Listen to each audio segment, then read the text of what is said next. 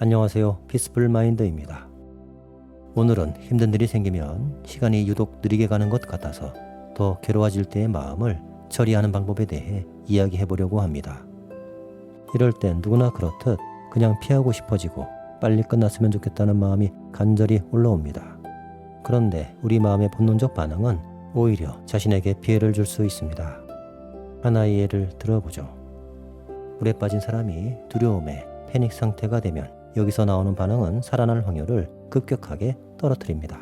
패닉이 오면 가라앉지 않으려고 순식간에 산소와 힘을 다 써버려서 오래 버티지도 못하고 오히려 가라앉게 되기 때문입니다. 반대로 가만히 힘을 빼고 뒤로 누우면 몸은 자연스럽게 떠오르게 되는데 두려움 때문에 본능적으로 발버둥을 치다가 사고가 나는 겁니다. 우리 마음은 이와 같이 생존의 위험이나 고통에 강하게 반응합니다. 그런데 이런 반응은 오히려 피해가 커지기 때문에 이 본능적 반응을 조절해야 합니다. 마음이 힘들어지면 지금이 빨리 지나가기를 바라게 되고 고통의 시간은 길게 느껴져 시간이 10배, 100배 더 느리게 가는 것처럼 느껴집니다. 어릴 때 교실에서 벌 서던 기억 있으신가요? 벌을 서며 수업을 끝나기만을 기다리는데 시계는 야속하게도 너무나 천천히 움직이던 그때는 정말로 괴로웠죠. 그런데 이것은 세상의 시간이 느리게 흘러간 것이 아니라 마음속 시간이 너무 빠르게 흘렀기 때문입니다. 마음이 초조해지고 조급해지면서 여유가 없어지고 급박해지는 것이 그 증거입니다. 이렇게 되면 마음으로 느끼는 시간의 흐름만큼 고통은 한없이 길게 느껴집니다. 절망스럽죠. 그러면 이러한 본능적 반응을 줄일 방법을 찾아보겠습니다. 마음은 고통스러우면 지금에서 항상 벗어나고 싶어 합니다. 지금이 아닌 다른 상황을 원하게 되는 것이죠. 빨리 끝났으면 좋겠어. 어서 다른 상황이 왔으면 좋겠어. 이렇게 지금을 거부하고 다른 걸 원하면 원할수록 그렇지 못한 현실은 더 크게 안 좋은 것으로 느껴집니다. 그 간격만큼 초조함도 고통도 커지는 거죠. 물속에서 발버둥 칠수록 가라앉는 것처럼 말입니다. 그때 제가 찾은 방법은 뜻밖에도 아주 단순한 거였습니다. 어차피 사라지지 않는 지금을 받아들여 보자. 지금을 견뎌 보자. 고통이 빨리 끝나길 바라는 대신 결국 이 시간도 지나갈 거야. 이 삶을 선택하는 것이었습니다. 저는 이렇게 되뇌었어요. 지금은 힘들지만 이게 영원히 계속되진 않을 거야. 결국 태양은 다시 떠오를 거야. 이것은 단순한 위로가 아니었습니다. 마음이 지금 존재하지 않는 비실제로 도망가려 할 때 다시 지금으로 돌아오게 해주고 현재에 머물게 하는 말이었기 때문입니다. 빨리 끝났으면 좋겠다는 바람에 마음을 쓰는 것이 아니라 지금에 머무르는 훈련이었던 겁니다. 물론 그런다고 고통이 사라지는 건 아니죠.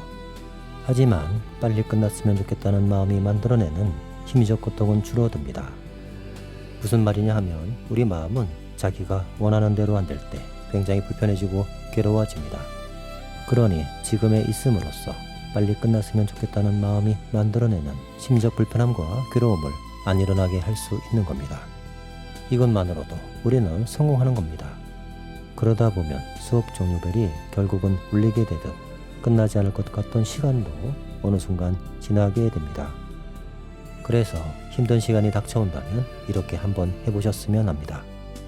빨리 끝나기를 바라는 마음 또는 지금이 아닌 다른 상황을 원하는 마음, 이것을 먼저 알아차려 보는 겁니다. 아, 내가 지금 이런 마음의 상태에 있구나. 그리고 조용히 이렇게 말해보는 거죠. 너무 힘드네. 하지만 이것도 결국 지나갈 거야. 고통을 빠르게 벗어나는 방법은 지금을 거부하고 다른 상황을 원하는 것이 아니라 지금 이 순간에 존재하며 감사하는 것에서 시작됩니다. 빨리 끝나길 바라는 마음 충분히 이해합니다. 저 또한 그랬으니까요. 그런데 그 마음이 오히려 고통을 더 키우게 된다는 것 인정하시죠? 조절하지 않은 본능적 반응은 우리를 더욱 힘들게 만들 뿐이기 때문입니다. 어릴 적에 선생님께 회초리 맞을 때 있잖아요. 나중에 맞으려고 피하면 피할수록 친구들의 신음소리, 회초리 소리가 들려올 때마다 두려움과 무서움이 자꾸 커졌던 기억이 있을 겁니다. 제일 먼저 맞으면 맞을 때만 아프지 마음은 편안해졌죠. 그래서 저는 어차피 피할 수 없는 것은 받아들이게 되면서 제일 먼저 손드는 버릇이 생겼습니다. 군대에 가서도 시멘트를 나를 사람 나오라고 하면 제일 먼저 나갔습니다. 시멘트를 다 뒤집었으며 20톤 트럭 몇 대분을 내려야 하지만 아무도 안 나오면 분위기가 살벌해집니다. 그리고 쫄병이 먼저 나가야 하는 것은 당연한 겁니다. 그런데 쫄병이 안 나오고 개긴다? 여러분도 어떻게 될지 아시죠? 지금은 모르겠는데 옛날엔 그랬습니다. 자, 오늘 이야기의 핵심을 다시 정리해 보겠습니다. 어차피 겪을 일이라면 피하지 말고 매를 먼저 맞자. 이미 겪고 있다면 빨리 지나가기를 바라기보다 지금의 마음을 머물며 겪어보자. 그러면서 아무리 큰 고통도 결국엔 지나간다는 걸 스스로에게 말해주자. 이것입니다.